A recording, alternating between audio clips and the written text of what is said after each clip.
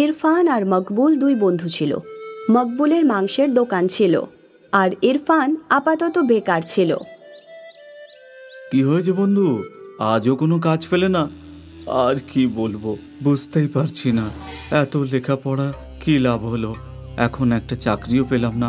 বুঝতেই পারছি না যে এখন কি করব। আমার ওপর তো এখন রোকসানারও দায়িত্ব রয়েছে। এত তাড়াতাড়ি বিয়ে করা উচিতও হয়নি আমার, কিন্তু এখন যখন তুই বিয়ে করেই ফেলেছিস তখন কাজকর্ম তো খুঁজতেই হবে। তুই তো জানিসই যে কি পরিস্থিতিতে আমার বিয়ে হয়েছে।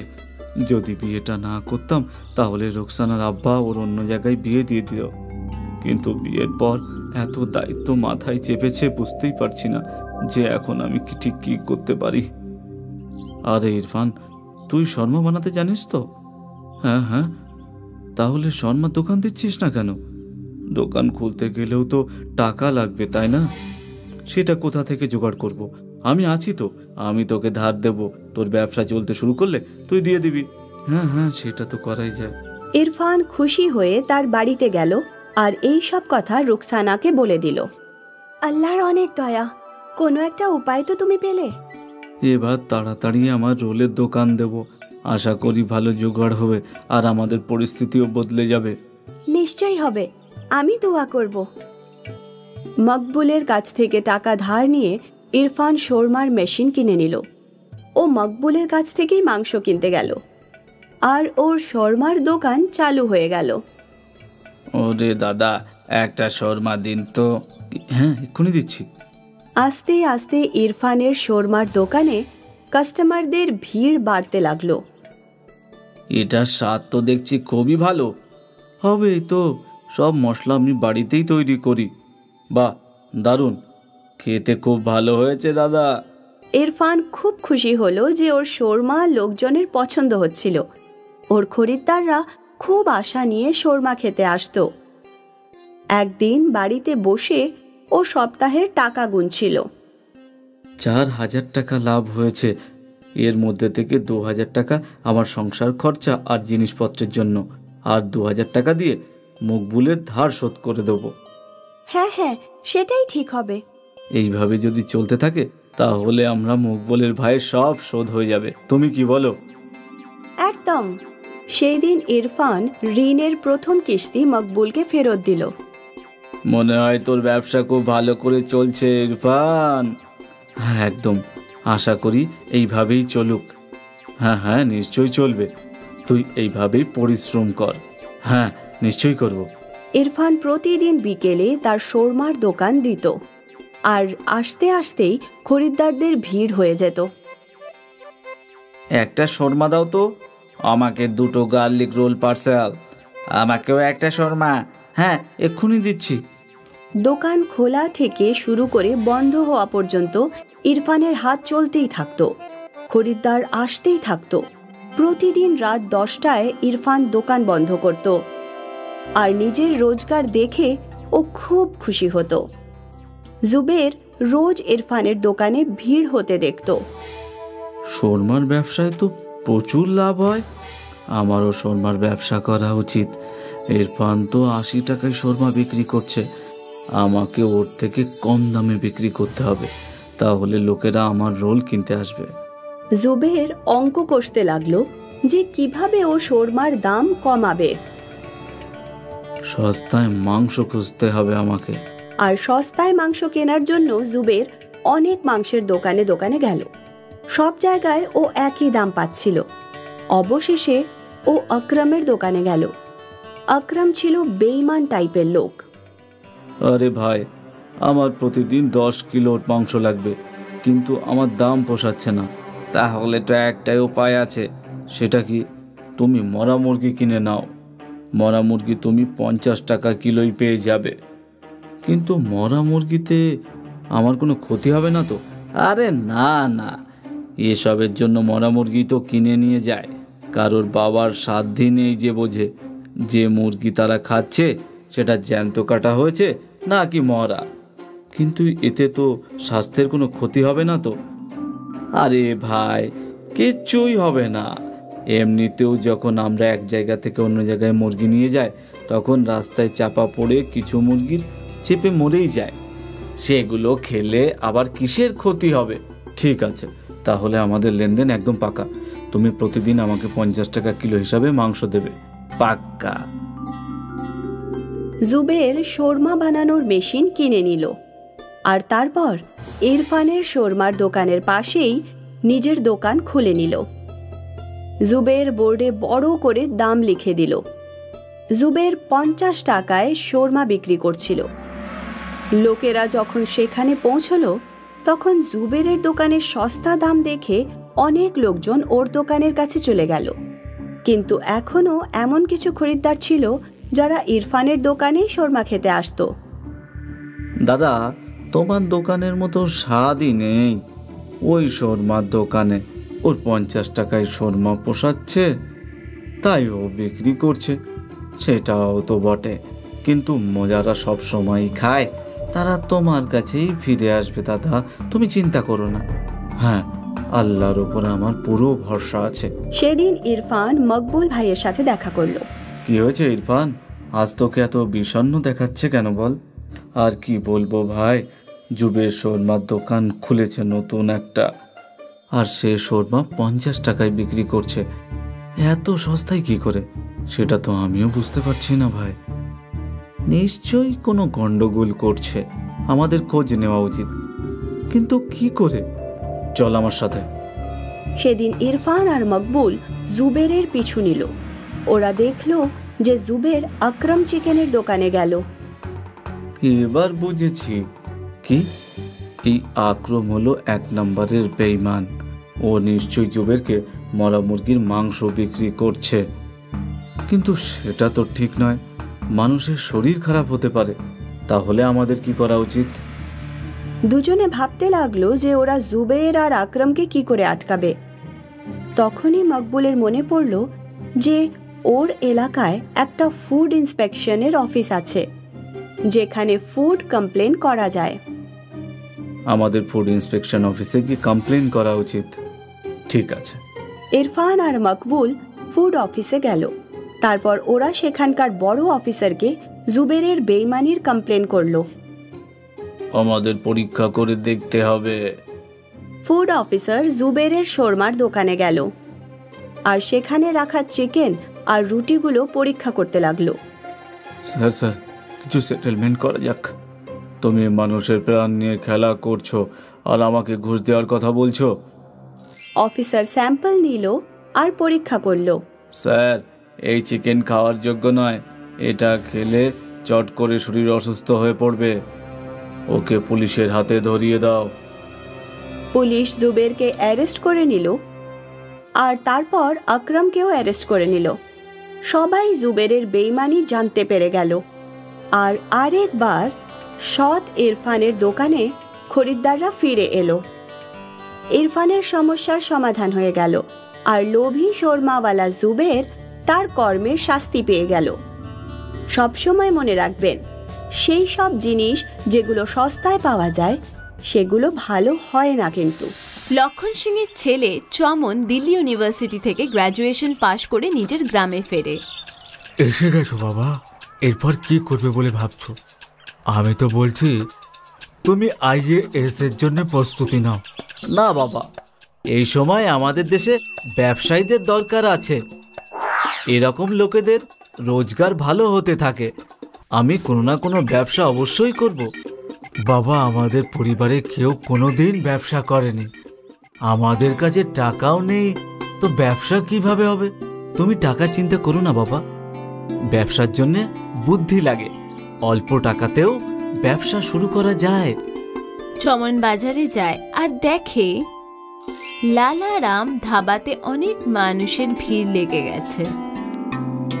আমার একটা ধাবা খোলা উচিত, আর এর জন্য কোনো বড় পুঁজিরও দরকার নেই।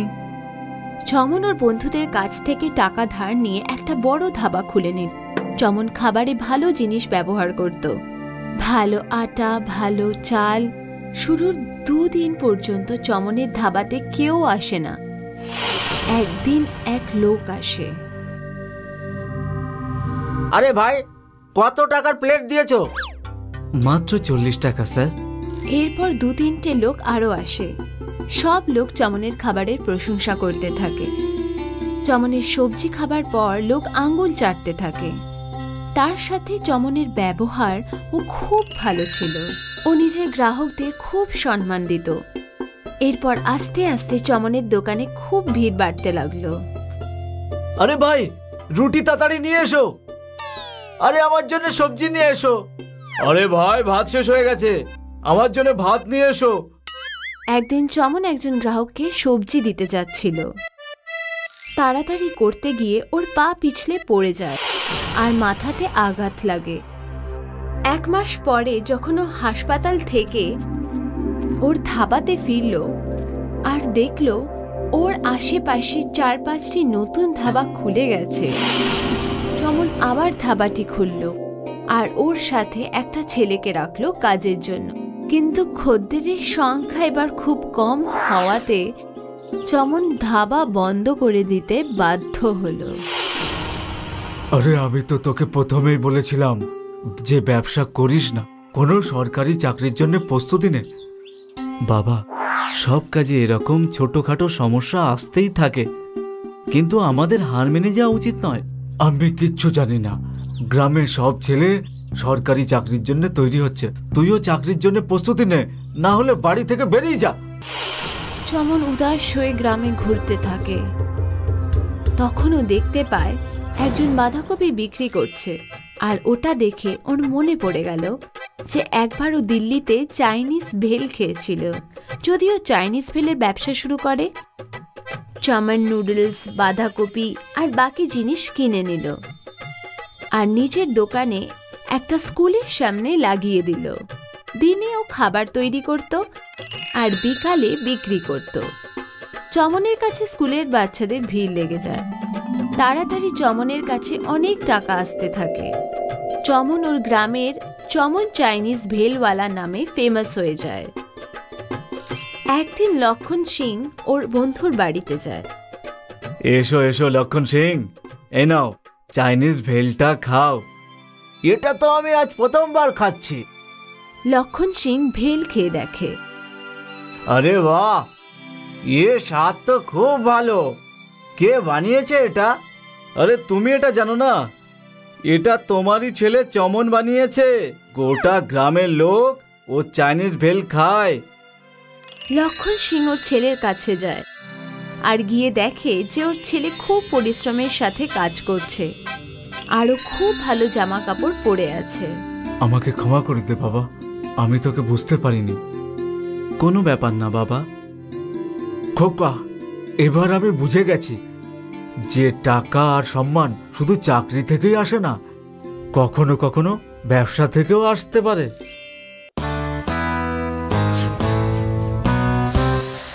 ये कहानी है राम नारायण की, जो फिरोजपुर स्टेशन पर कुली था। कुली आया मैडम। कितने पैसे लोगे? जो आप दे दे मैडम।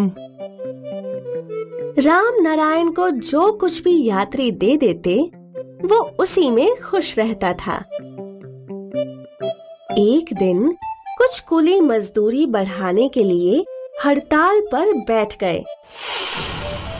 तब राम नारायण उनके पास गया। हमारी मांगे पूरी करो, हमारी मांगे पूरी करो। सरकार को हमारी मजदूरी बढ़ानी चाहिए। अगर ऐसा नहीं हुआ तो हमारे परिवार का क्या होगा? भाई, लेकिन जो यात्री आते हैं क्या उनका परिवार नहीं है? अगर हम अपनी मजदूरी बढ़ा देंगे तो क्या उनकी जेब हल्की नहीं हो जाएगी? जो लोग सफर करना जानते हैं उन लोगों को हमारी मजदूरी भी देनी आनी चाहिए। मैं इसके खिलाफ हूँ, और क्या पता ऐसा हो कि ये यात्री खुद ही अपना भार उठाने लगे, तब सोचो हमारे परिवार वालों का क्या होगा। हाँ, ये बात भी सही है। तब तो हम लोगों के परिवार वालों को भूखा सोना पड़ेगा। सभी कुलियों को राम नारायण की बात समझ आ गई। तभी उसका बेटा करण वहां आया। बाबा, बाबा, बाबा, अभी आया। राम नारायण अपने बेटे के पास गया। वहाँ क्या चल रहा है बाबा? कुछ नहीं, ये लोग फिर से हड़ताल पर बैठे थे, लेकिन अब सब ठीक है। बाबा, सब कुली हड़ताल पर क्यों बैठे रहते हैं? क्योंकि वो चाहते हैं कि मजदूरी बढ़ाई जाए। ये तो सही नहीं है। सही भी है और गलत भी। मतलब ये कि सही इसलिए क्योंकि कुली लोगों का परिवार को पैसे की जरूरत है, और गलत इसलिए कि ज्यादा मजदूरी यात्रियों की जेब पर भारी पड़ जाएगी। इससे यात्री खुद अपना भार उठाने लगेंगे और हमारा रोजगार ही कम हो जाएगा। नन्हे करण को अपने पापा की बात समझ आ गई। अब 20 साल बीत गए और करण एक जूस कंपनी का मैनेजर बन गया था। अब उसके बाबा कुली नहीं रहे और करण का परिवार बहुत ही खुशहाल था। लेकिन एक दिन करण के सामने एक समस्या आ गई। अब तुम ही बताओ बेटा, हमें क्या करना चाहिए? कानपुर वाली फैक्ट्री के वर्कर्स आए दिन स्ट्राइक पर जाते रहते हैं। मैं तो सोच रहा हूँ कि वो फैक्ट्री ही बंद कर दूं। नहीं सर, फैक्ट्री बंद करने से बहुत से परिवारों को नुकसान पहुँचेगा। तो मैं क्या करूँ? नुकसान झेल कर व्यापार तो नहीं कर सकता हूँ ना। आप मुझे एक मौका दीजिए, मैं वहाँ जाकर उनसे बात करूँगा। अब करण रेलगाड़ी में बैठकर कानपुर के लिए निकल पड़ा। कानपुर पहुंचकर वो सीधे कंपनी में गया। वहां जाकर उसे पता चला कि फैक्ट्री में हमेशा स्ट्राइक का कारण था कल्लू पहलवान, जो सीधे साधे वर्कर्स को स्ट्राइक करने के लिए बहकाता था। शर्मा जी, मुझे सारे वर्कर्स से बात करनी है। क्या आप उन सभी को यहाँ बुला सकते हैं? कुछ ही देर में सारे वर्कर्स वहां आ गए और कल्लू पहलवान भी। आप लोग सोच रहे होंगे कि मैंने आप सभी को यहाँ क्यों बुलाया। मैंने आप सभी को यहाँ एक कहानी सुनाने के लिए बुलाया है। कहानी? ये कहानी मेरी है। मेरे बाबा एक कुली थे जो फिरोजपुर स्टेशन पर कुली का काम करते थे। एक दिन वहाँ एक बहुत ही हट्टा कट्टा कुली आया, भीमा। उसने सारे कुलियों को बहकाना शुरू कर दिया और वो सब कुली हड़ताल पर बैठ गए। लेकिन फिर मेरे बाबा उन कुलियों के पास गए और उन्हें समझाया कि उनकी हड़ताल से उनका फायदा नहीं बल्कि नुकसान है, क्योंकि अगर यात्री अपना भार खुद उठाने लगे तो उन्हें काम नहीं मिलेगा। मेरे बाबा की वजह से उन कुलियों की जिंदगी बर्बाद होने से बच गई। तो इस कहानी से आप लोगों ने क्या सीखा? शायद एक भीमा हमारे साथ भी है। हाँ, और शायद उसी की वजह से तुम सबके परिवार भूखे मर सकते हैं। मालिक तो ये फैक्ट्री बंद करने की सोच रहे हैं। अब इस फैक्ट्री का क्या होगा वो आप सभी को तय करना है। करण ये सब बोलकर वहाँ से चला गया और वर्कर्स आपस में फुसफुसाने लगे। इस बात को 3 महीने हो गए थे। अरे बेटा करण, तुमने फैक्ट्री वर्कर्स पर क्या जादू कर दिया? क्यों सर? पिछले 3 महीनों से किसी ने स्ट्राइक की बात तक नहीं की। सब समझदार हैं, लेकिन तुमने उनसे बोला क्या? कुछ नहीं, सिर्फ उन्हें उनके आस्तीन का सांप दिखाया और एक छोटी सी कहानी सुनाई। जो भी हो, बेटा तुम्हारा तो जवाब ही नहीं। मालिक करण से बहुत खुश थे और करण को ये खुशी थी कि उसने बहुत से परिवार को बिखरने से बचा लिया। तो बच्चों, ये कहानी हमें ये सिखाती है कि कल्लू पहलवान या भीमा जैसे कई लोग हमारी जिंदगी में आते हैं जो हमें बहकाते हैं। समझदारी इसी में है कि हम बहकावे में ना आए और अपने जीवन का हर निर्णय सोच विचार और सूझबूझ से लें।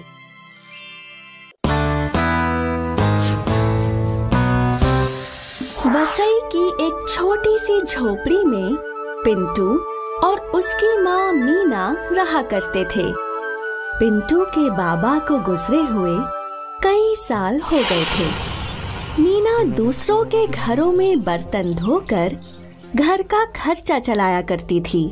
पिंटू और मीना दोनों गरीबी की जिंदगी जी रहे थे। बेटा पिंटू, मैं चाहती हूँ कि कल से तुम स्कूल जाओ और पढ़ाई करो। लेकिन माँ, हमारे घर की परिस्थिति इतनी खराब है, आप मेरी पढ़ाई का खर्चा कैसे उठाएंगी? वो मैं देख लूंगी, बाकी तुम सिर्फ पढ़ाई पे ध्यान दो। वैसे भी सारा दिन यहाँ वहाँ मटर गश्ती ही करते रहते हो। कम से कम अगर तुम स्कूल जाओगे तो भविष्य में तो तुम्हारी जिंदगी संवर जाएगी। ठीक है माँ, लेकिन मैं भी कुछ काम ढूंढकर आपकी मदद करूँगा। हाँ ठीक है। और अगले दिन मीना अपने बेटे को पहली बार स्कूल छोड़ने गई। मीना बहुत खुश थी और अपने बेटे को स्कूल में जाते देख उसके आंसू नहीं रुके। अब मीना ने और 2 घरों में काम करना शुरू कर दिया था। पिंटू स्कूल से लौटकर अपनी माँ मीना की राह देखने लगा। माँ को अब तक तो लौट आना चाहिए था, कहाँ रह गई माँ? पिंटू काफी देर तक राह देखता रहा और फिर मीना लौट आई। कहाँ रह गई थी आप? कुछ नहीं, मैं और 2 घरों में काम कर रही थी। और 2? हाँ, तेरी पढ़ाई के लिए। माँ, वैसे तेरे स्कूल का पहला दिन कैसा था? बहुत अच्छा था माँ।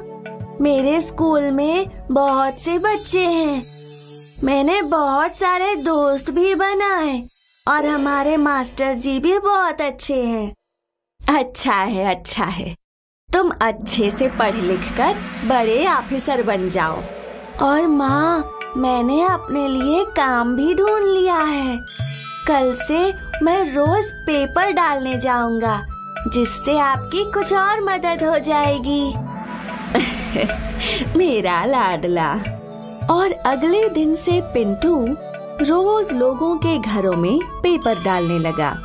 उसके बदले व्यापारी उसे कुछ पैसे दे दिया करता था और फिर घर लौटकर वो स्कूल के लिए तैयार हुआ करता था। और फिर मीना उसे स्कूल छोड़कर अपने काम पर चली जाया करती थी। कई दिनों तक ये सिलसिला चलता रहा। एक दिन पिंटू पेपर डाल ही रहा था जब वो व्यापारी के पास लौटा तो उसके पास एक पेपर बच गया था।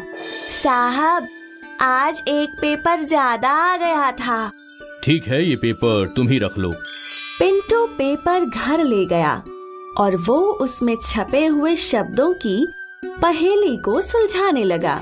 फिर स्कूल के रास्ते जाते वक्त वो एक न्यूज़पेपर के दफ्तर में रुका और उसने वो पहेली वाला पेपर उन्हें दे दिया।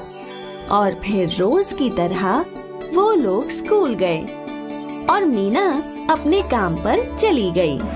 अब मीना एक घर के बाद दूसरे और फिर तीसरे घर में काम किया करती थी और पिंटू स्कूल के बाद पढ़ाई करता था।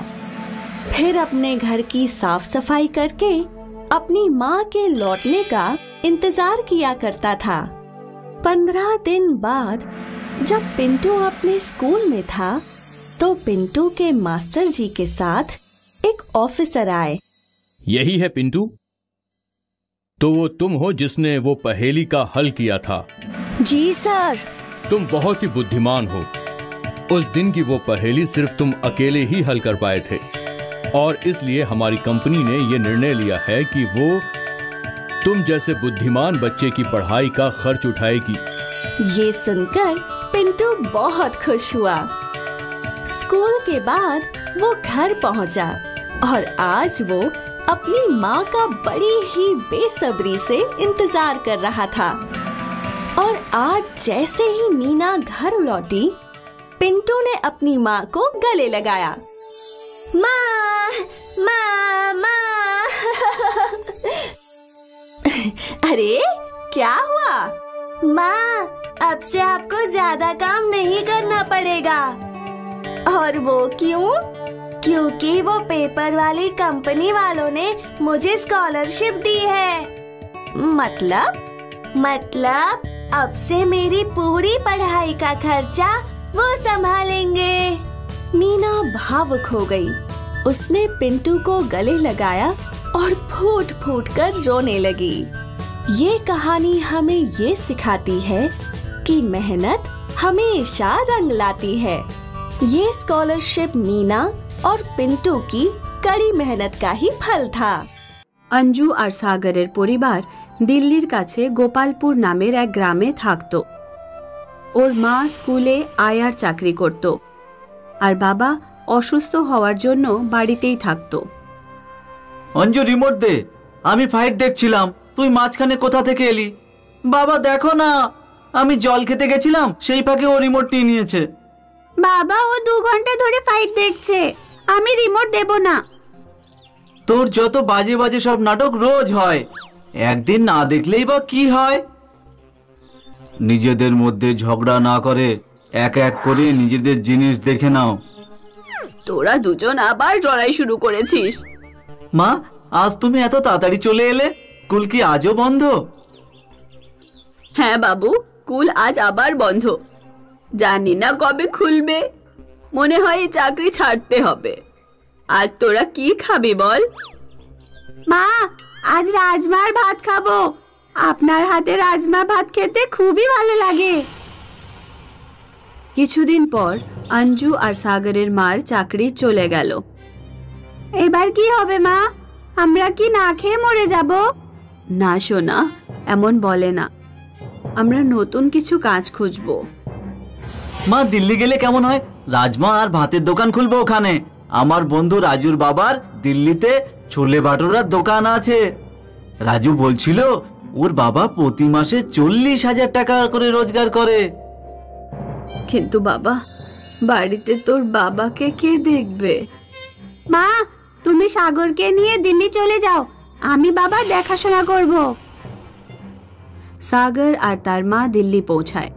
ওরা একটা ঠেলা বানায় আর একটা ব্যস্ত রাস্তায় রাজমা ভাত বেচতে শুরু করে। মা রাজমা ভাত বানাতো আর সাগর লোকজনকে খাওয়াতো। আসুন, সুস্বাদু রাজমা ভাত খেয়ে যান, মাত্র 20 টাকা প্লেট। আসুন, রাজমা ভাত খেয়ে যান।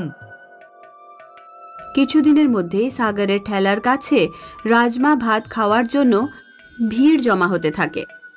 সাগর আর ওর মা যেখানে নিজেদের ঠেলা দাঁড় করাতো তার ঠিক পেছনে একটা নিরামিষ হোটেল ছিল। হোটেলের মালিক সুমন রেড্ডি যখন দেখল যে হোটেলের সামনে এক রাজমা ভাত বিক্রি করার ভালো রোজগার করছে, তখন তার ঈর্ষা হতে লাগলো। যদি এই মহিলা আর তার ছেলে রাজমা ভাত বেচে এমন কামাতে পারে, তাহলে ওরা একদিন আমার মতো হোটেলও খুলে ফেলবে। আমার যে করেই হোক এদের ব্যবসা বন্ধ করতেই হবে। একদিন সুমন রেড্ডি সকাল সকাল নিজের এক চেনা পুলিশ নিয়ে সাগরের ঠেলার কাছে এলো। নিজেদের ঠেলা এখান থেকে সরাও, তোমার আমার হোটেলের সামনে ঠেলা লাগিয়েছো আর তোমরা রাস্তাও জ্যাম করছো। সাগর আর তার মা ঠেলা সরানোর আগেই সুমন ওদের ঠেলায় লাথ মারে আর ঠেলা কিছুটা এগিয়ে উল্টে যায়। সুমনের সাথে একটা পুলিশও ছিল, সেই জন্য সাগর আর তার মা সুমনকে কিছুই বলতে পারে না। ওরা চোখে জল নিয়ে থমকেই থাকে। মা, আমি এক্ষুনি গিয়ে সুমনের দাঁত ভেঙে দেবো। না বাবু, এটা শহর, আমাদের গ্রাম নয়। পুলিশ তোকে ধরে ফেলবে। আইন সব সময় বড় লোকেদের থেকেই থাকে। আমরা অন্য কোথাও না হয় ঠেলা লাগাবো। ঠেলা পড়ে যাওয়ার দরুন সব রাজমা ভাত মাটির সাথে মিশে নষ্ট হয়ে গেছিল। মা, আমাদের নতুন রাজমা আর চাল কিনতে হবে। রাস্তায় একজন রাজমা আর চাল বেচতে আসে। দাদা, রাজমা আর চালের দাম কত? নিয়ে নিন দিদি ভাই, আপনার জন্য কম করে দেব।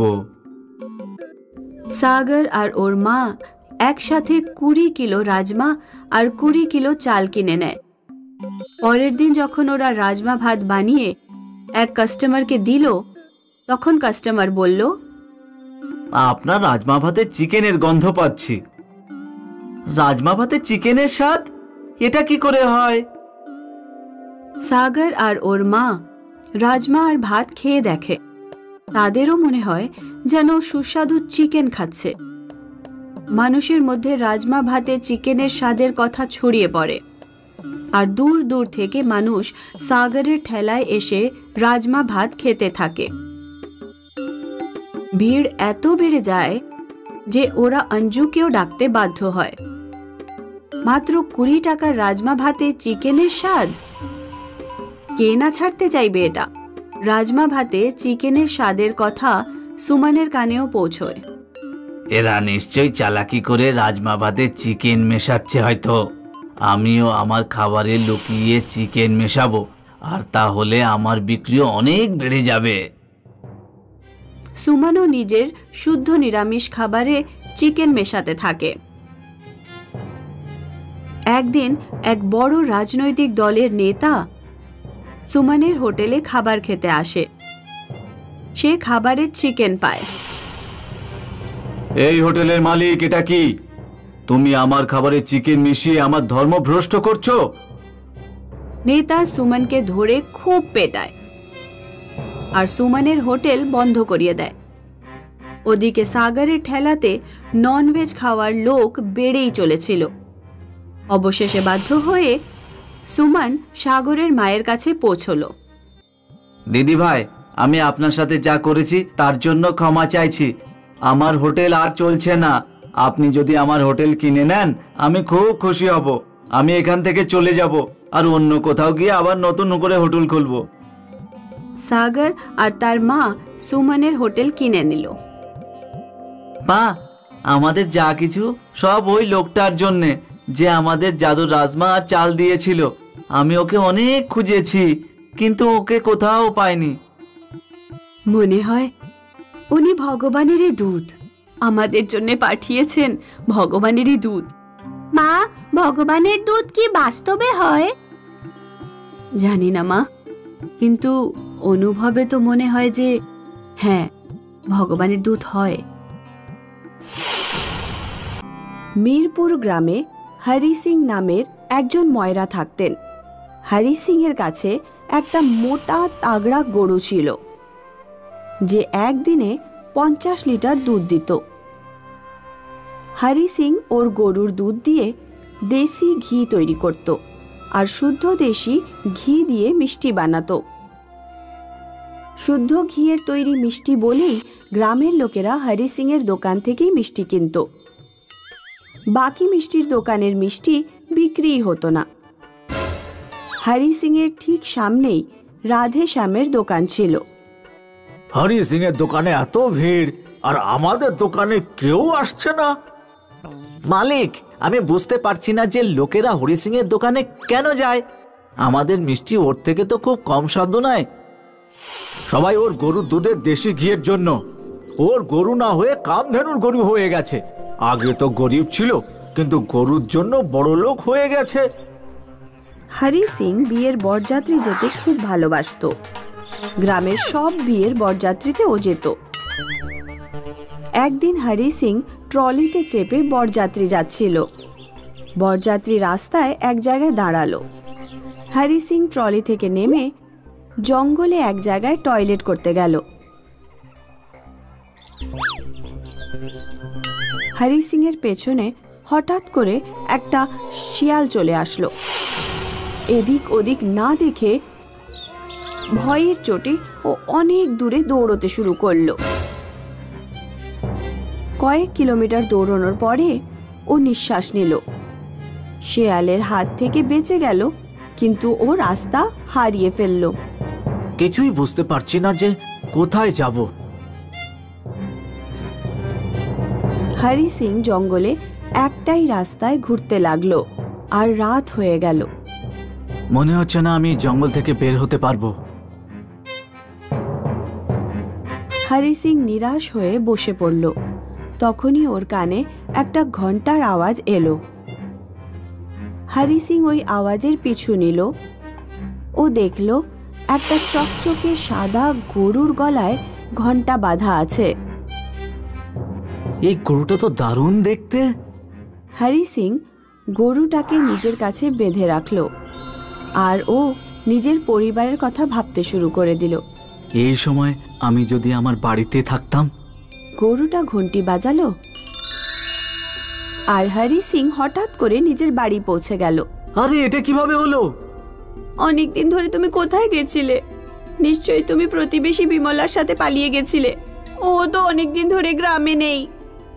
না, আমি লালা চৌধুরীর বরযাত্রীতে গিয়েছিলাম, জঙ্গলে হারিয়ে গিয়েছিলাম। এই দেখো জঙ্গল থেকে আমি কি পেয়েছি। তুমি কি কখনো এত সুন্দর চকচকে গরু দেখেছো কখনো? এ তো সাক্ষাৎ কামধেনু মনে হচ্ছে। কামধেনু? হ্যাঁ, কামধেনু হলো এমন গরু ওর কাছে যা চাইবে সেটাই পেয়ে যাবে। বেদ আর পুরাণে এর কথা লেখা আছে।